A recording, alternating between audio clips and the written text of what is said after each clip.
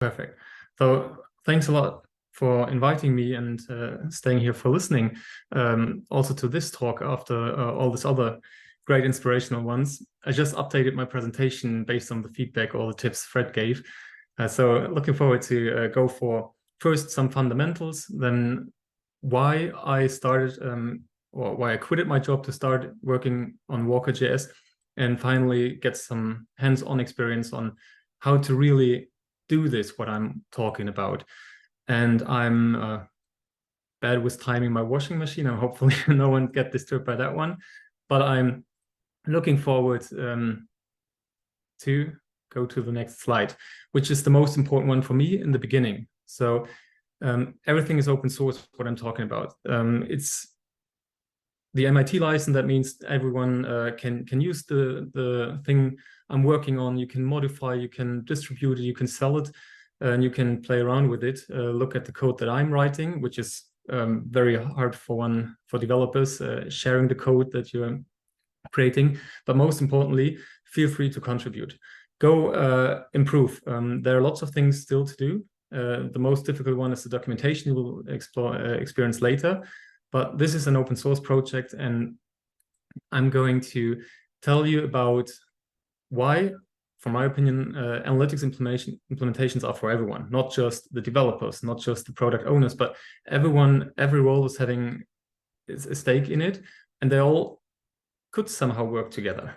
And I want to show you how to regain control over how you collect the data, what to do with the data, and all the things that can happen before the actual data layer pushes happened at all. So there's one thing that all pages have in common, regardless if they're if you watch on them on your mobile device, on your tablet, on a TV screen, and doesn't matter if you're using a Typo 3 website or a modern one or just a plain basic one. Every time you look at a website, you see HTML rendered with CSS. So there's the content and there's the styling, and that's it. There's nothing special about it. In the end, everything that matters is HTML and CSS.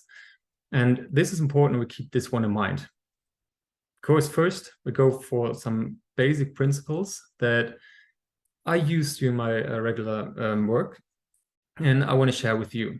And the most important one, especially after seeing the Gemini release video, very important to calm down and go step by step.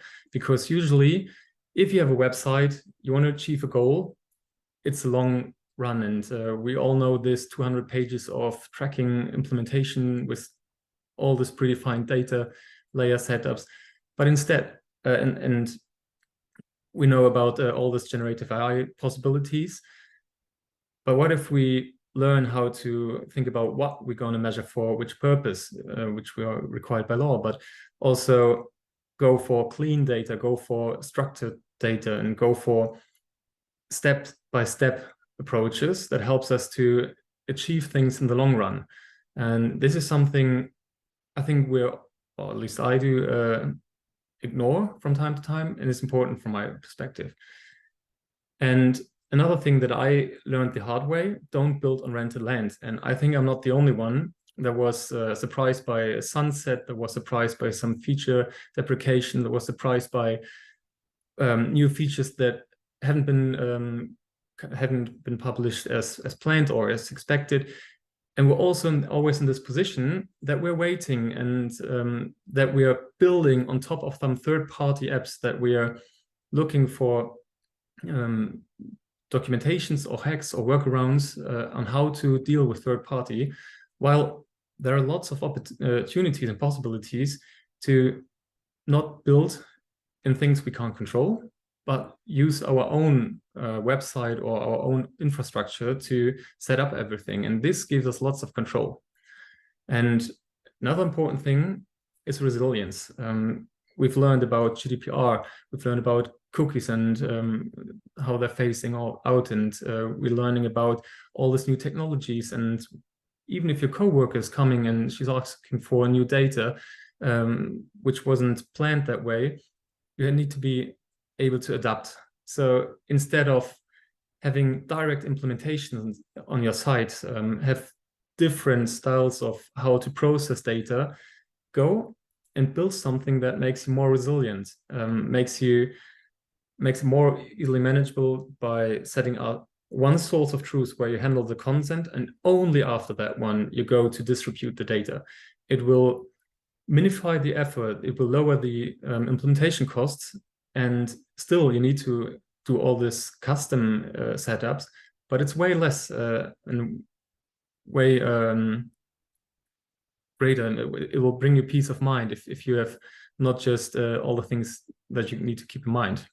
And I've said this before, but focusing on what we can control brings us lots of power. Instead of waiting, being passive on how to set up everything, why not focus on the things that we can set up? So instead of asking or waiting for a Google Tag Manager to support something like templates that will not just that will enable Snowflake support, that will help us to load other things, or triggers that aren't there yet, why not do it the other way around and tell Google Tag Manager how we want the things to work with? And taking the control, that's a good thing, and enables opens lots of opportunities. And this is a personal one because from my perspective, I grew up with Google Analytics, and I used it for analytics, even though it was mainly, from my opinion, built for marketing purposes. And why should I need a tool that is awesome for segmentation and marketing to do my analysis? Why should I use it for monitoring services? Why should I use it for debugging my implementation? If we're focusing on one tool, it will be okay, but there are plenty of other tools solving different issues, and it's hard to integrate them one by one. But after building the resilience, focusing on things we can control, why not simplify the setups and then go for a monitoring tool where we want to monitor, and an analytics tool that's really built for analytics? And this is something that enables a lot, especially the next principle, which is data that it's never done. Something people need to agree. We're not implementing once, but sometimes we need to go back to learn from the things we've just experienced. Some things, some challenges where we thought, okay, that was other than expected. Resilience doesn't come from just say, let's build a resilient setup, but from learning how users engage with your product that will evolve. And it's never done. And that's very important. It's a steady process. And the last one, internalize it. That means instead of designing a website, deploying it, and go for your tag management system to make it measurable, why not do both at the same time? Design something, tag it, that once you deploy it, it will be there immediately.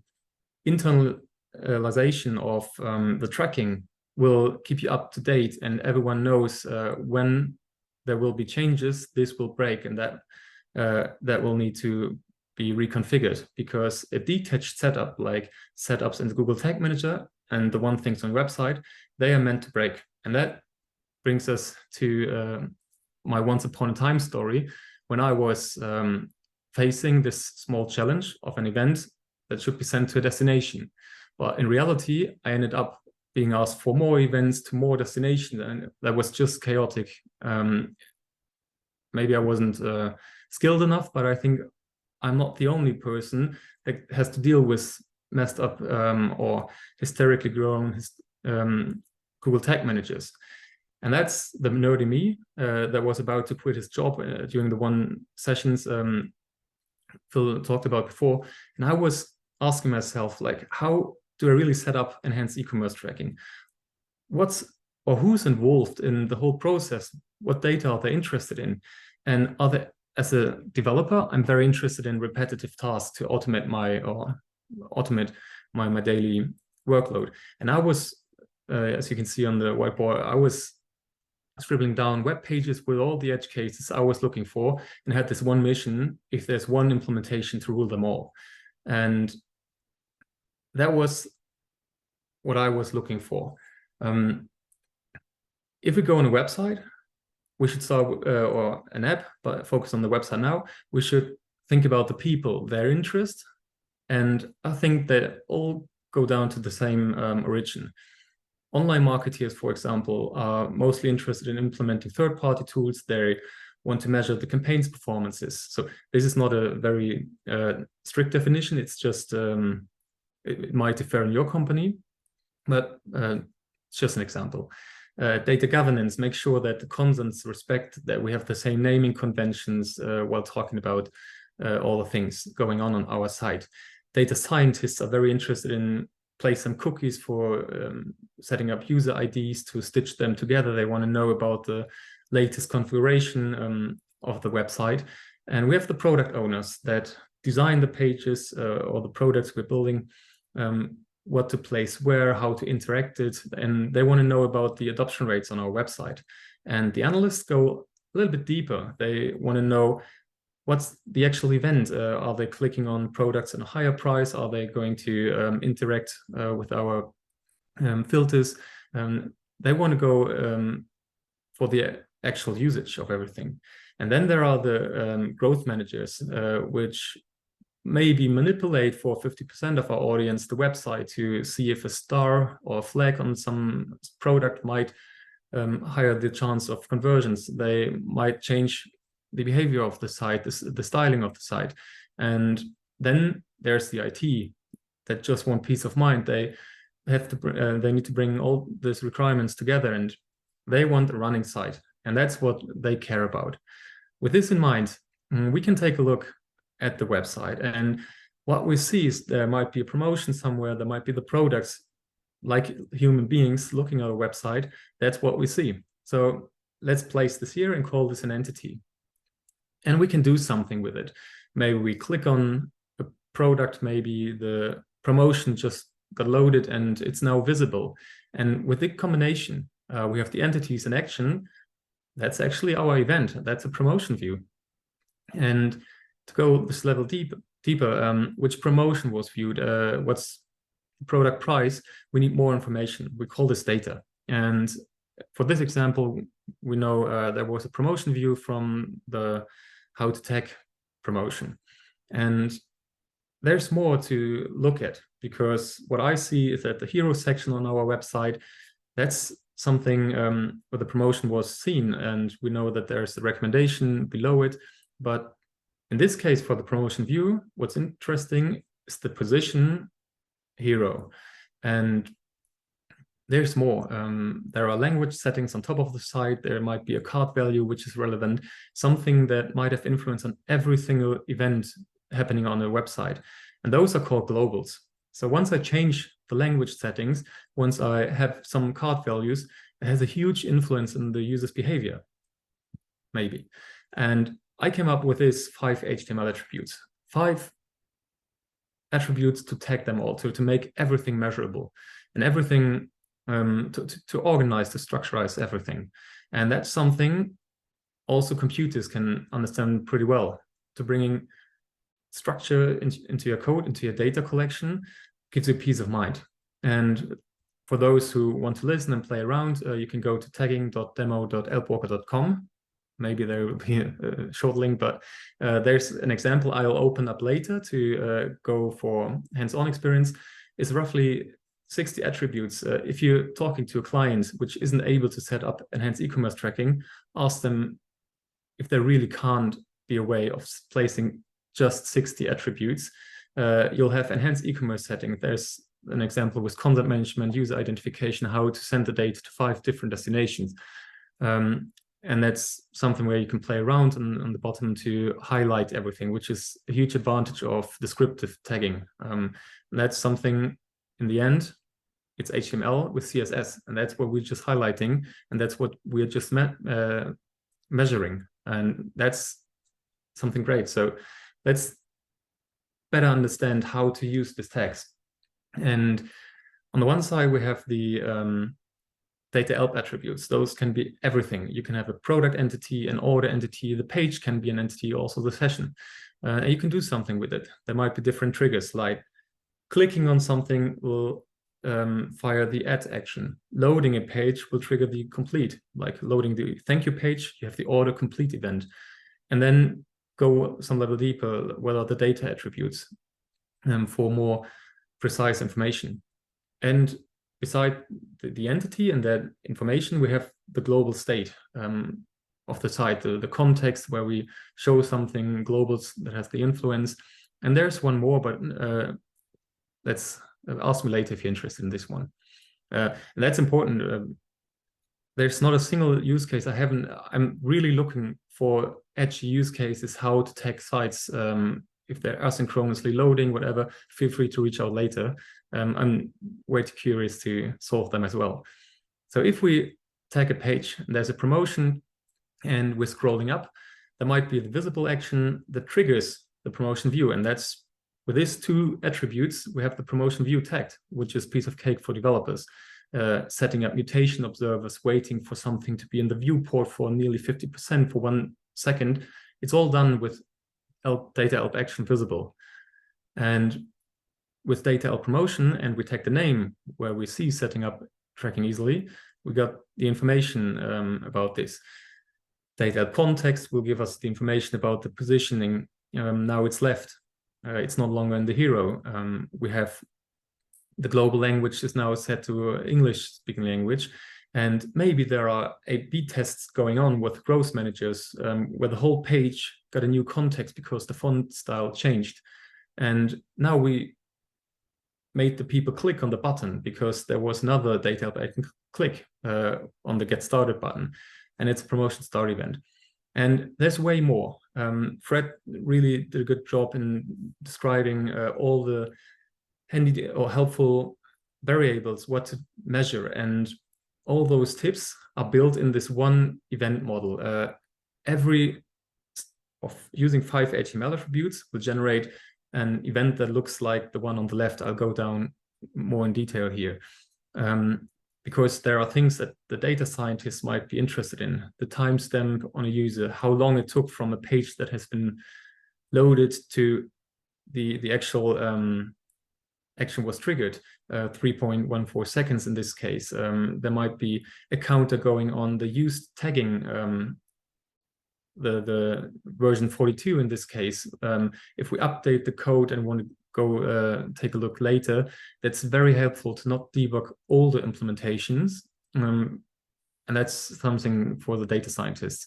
And you can also, you will always have the possibility to add the user information, to stitch it together for cross-domain tracking on ID level, to session stitching for building simple journeys.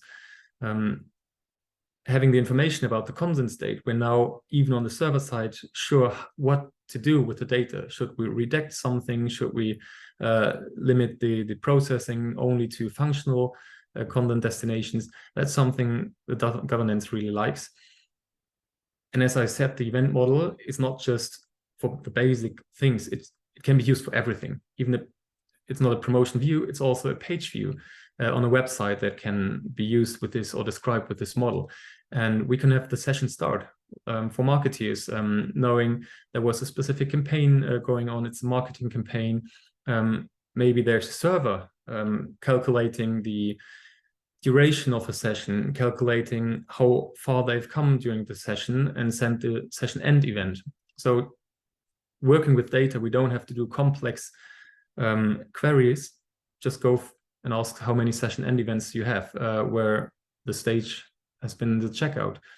And you can go for apps as well. And that's something that's great in many ways. One is that it's first party. It's something that it's happening directly in your code. It's something that you can use as the source of trust. It's what I call structured flexibility. We know that context is about where things took place. It's about the version tagging. You know exactly what the naming is. And you can use different sources, as we've seen. And we haven't had any vendor locked in yet, which makes us more resilient. And most importantly, well, not most, everything's important. It's industry independent. It's not just e-commerce tracking. It can be used for career sites. It can be used for whatever site you're talking about. And that's something that makes everyone happy. The problem is nothing has been tracked yet. And learning about the infrastructure is about where does the data get created. We have the clients on the one side and destinations on the other. We can group them to marketing, analytics, which require different consent states. And we're using stacks like the Google Tag Manager to set up everything. There might be more marketing destinations coming, there might be more analytical ones coming, and more clients as well, because the session end event should be measured. Now with AI, we learned about the importance of raw data, and we want to have our own database. We want to send data to Snowflake, and this growing setup is triggering the fear I've had 6 years ago of historically or hysterically grown setups, because everyone wants to do something now. And the main problem that I figured out is that we most focus on the things we can't control. I have no influence on how a GA4 user interface looks like, about the features. I am told how the GTAG implementation has to be done on my website. And I think it's time to take back control, which is a good thing with server-side tagging, where we can create our own templates, something where we create the space where we're now able to do something before doing the GTAG call, pushing something to data layer. And that's something that's very hard to do if we don't break it up step by step. So having a website, tagging it with all the things, we're done. We have a tagged website now. Second step, go and add, for example, the walkerOS web client on the website. It knows how to implement or read everything, how to set up the observers, and go send the data somewhere, for example, to the destination. And we'll now be able to have HTML attributes on the one side and fully rendered events in the console. And why not send this to the Google Tag Manager now as well, initializing it with updating or initializing the data layer on the site, and then just pushing it there, and we can see it once we start it. Why not give Pivik Pro a try? Again, we never changed the tag website. We never changed something on the actual Walker clients on the site. We always one step further to say, let's give Pivik a try. And on the server side, why not create our own function that's able to receive something and then push it, for example, directly to BigQuery? It could be a piece of cake, and to bring this or to glue this together at another API destination in between that tells us the tag website with the processed or generated fully enriched events will be sent now to different destinations, the console, the tag manager, Pivik, or APIs. And we can process it now on the server side. And adding new ones, like the direct GA4 integration, should be way more easy with one implementation. And sending data not directly to the server-side tag manager, but having something in between gives us maybe more control about validating the events, redacting data, maybe enriching data, and then go to process it further. And a few things just to mention, like promotion view will be translated or has to be translated to each destination. If you want to give a try to Snowplow, it's not called a view promotion as in GA4, but it's a track promotion view. But the ruling, if I have the promotion entity with a view, will become track content impression for Pivik Pro, is always the same. And with the structured flexibility, we now have the chance to set up data contracts, asking for promotions to always have a name, which is required because data analysts don't know how to differentiate between the different ones. We have maybe the globals that should always carry the cart value, because we've learned people with 500 euros upwards having a way higher chance of converting, and that's helping us to do some better retargeting, for example. And now it's time to show you something. And therefore I'm having 5 minutes left, which is okay. I just need to know how to remove this bar on top. There it is. So I'm loading server-side tag manager implementation. I have this demo site running on my local machine. And here's the site. Oh, I was too slow. In the console, we see all the things. Maybe I can zoom in a little bit that everyone can follow. We have the promotion view events. coming up. We have information about the session that just started, and once I interact on the page, we know the promotion start event was there. We know the promotion more event is there, and I can do something with the page now. I can scroll over the site to maybe make it more visible to you. Adding something to the cart. Oh, sorry for jumping. Having the product view now. We know that the tagging here is always the same. It's the availability is in stock, and now we're going to translate it, and that's something that is interesting from the tagging to having the structure now. But we can, oh, sorry for this one. And you can know, if you clicked on a few things, we can highlight the properties to see, okay, there's the the reviews has been tracked and everything else. What if we, for example, decline consent now? All the destinations which require consent state, but are not for marketing only, are now processing data. For example, our local event pipe, for example, our server-side tagging. They're all processing now the events we've triggered before, like the product add event, or maybe trigger another one, the checkout view event here. We have to make sure that we stay in the same order, the race conditional thing. We need to make sure that no data has been transmitted once until content choice was made. So if we look at the code implementation, we're saying, okay, we go and add one destination, like the console, something we see below. We go and see the consent destination, which only fires if we have functional consent. And if we, for example, go further to see, oh, there's marketing consent which is required for GA4, we should give it a try and rethink our choice to accept consent.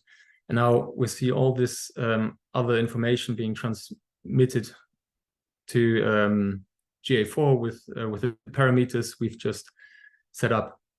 And this here it is, server-side implementations are processing data. They might send it directly to BigQuery, which we can maybe try to select.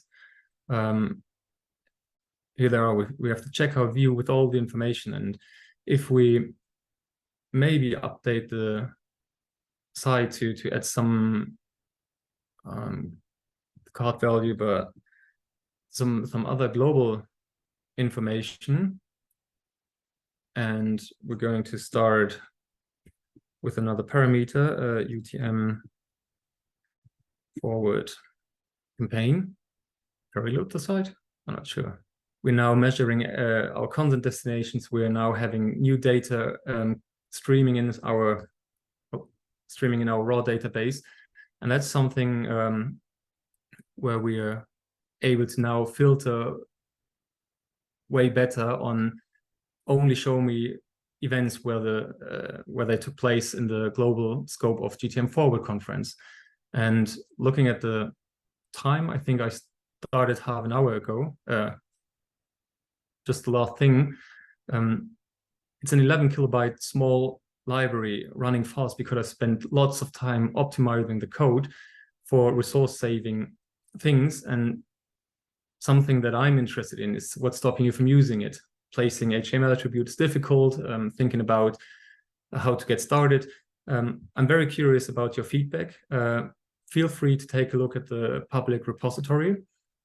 One thing I have to admit, I'm very bad in documentation, and this is something I really need help with to show you how to set it up, to not just see me clicking around in some environments, but for you to be able to do it the same way.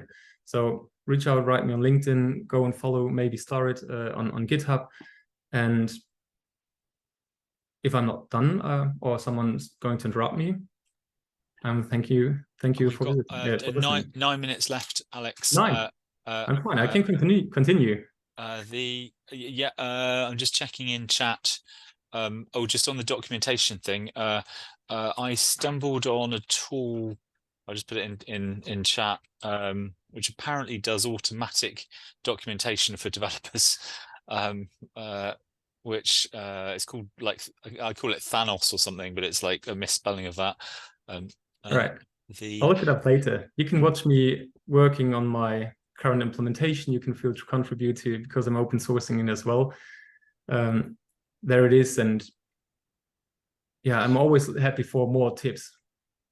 Yes. And I think yeah, it's yeah, I mean, it's the code is kind of stronger and better the more people are involved in it, the more sort of updates and commits or forks from that. So I think this is great. Yeah, it's we've also sort of considered kind of outsourcing like some of the tools that we built, just because it's kind of a way of staying up to date and getting lots of people to get involved. Yeah, I think it's annoying that like, for instance, on GTM server side, like some of the Google pieces in there are kind of closed source, which makes things a bit harder. And I definitely hit. I mean, I've noticed quite a few issues with like the G tag and problems with that, and sort of JavaScript bloat and stuff within that. So it kind of it makes sense to try and do it in a cleaner, kind of better, more sort of simple way. I'm just looking through the questions here, Alex, and we've got George asked, are all the attributes manually added to all elements and their non-dynamic values by dev? I'm not sure which slide that related to, but attributes, where's the demo side? If you look, the website is full of data attributes, and they're everywhere. There are lots of development principles, and no company, or every company that takes data seriously, should be able to at least set data attributes remotely. Have the tag manager search for maybe the div ID home class, and then set the context around it. That's something that is possible, and out of this you'll have a generated event. A company that is able to display a styled website should be able to, with class namings, should be able to also add another attribute. And developers editing something, HTML designers creating the things, if they could write class equals max width, whatever, and designing a product component, they should be also able to set data help product. And therefore, it's a maturity level which I filter on, the ones that are able to set up HTML attributes, and 60 for a whole setup, versus go for this data layer push is predefined with all the values that need to be replaced. There's I don't think twice on should I really do it that way. It is something you need to do in advance, but once you have updated your templates, and once you just started with 10 HTML attributes, go, and data's never done, go and iterate, add another attribute, add another attribute, and go and have or make sure with contracts that all pages are tagged in a proper way, and don't get loose in messed up tag management configurations where you can't debug anymore. But yes, yeah, they need to be there. But you can also skip them and go for directly calling LPlayer push, which is the same. We've got another sort of 5 minutes, so I'll just see if anyone, like George, for example, wants to ask another question. One bit of feedback, Alex. We were trying to access the playground link, and it doesn't seem to load, but maybe something to look into after this. I think the other link does work. So the tagging demo.ebwalker.com, that one's fine. Yeah. I think I just quickly push this one. There's some links to localhost. As I said, it's tough to do some documentation, but I think there's a session start event or something also implemented. It's a more advanced example. What we can do, if there's an appendix to your slides, we could potentially can update those and just add a link in there for George. Right. And I think also we've got a talk actually by a Googler later today, and I kind of wish Google would kind of listen more to you know, improvements in their code and you know, for example, I've noticed bugs or issues in GTAG which I reported over a year ago and they've not been fixed. So it sort of highlights the need to, like, you know, the community always moves faster than like big organizations. So I think that's a good thing. I think it's also that they say the same in the security world, in cryptography, where it's like the open source crypto is meant to be stronger and better than like closed source. So that's really cool. I'm just going to take presenter control for a second, just to jump back to the slides. Whoops. I'm just going to also just put the feedback link into chat. And Alex, I did just at the start of this call, I refreshed the PDF link for your slides. So if you did make updates at the Yes, I did. they're included now. Although people might need to fill in the feedback again to get the recent PDF. So yeah, if you could fill in if attendees could fill in the bit.ly Alex-GTM forward link to provide suggestions, notes, or even sort of follow your repo and sort of fork or edit, etc. I'm also just going to put a link to the chat room if people want to continue the discussion or ask you more detailed kind of technical questions. So that would be here. Oops. Cool. Thanks again for your talk, Alex. It's something I need to kind of study and look through, and I think it's useful to like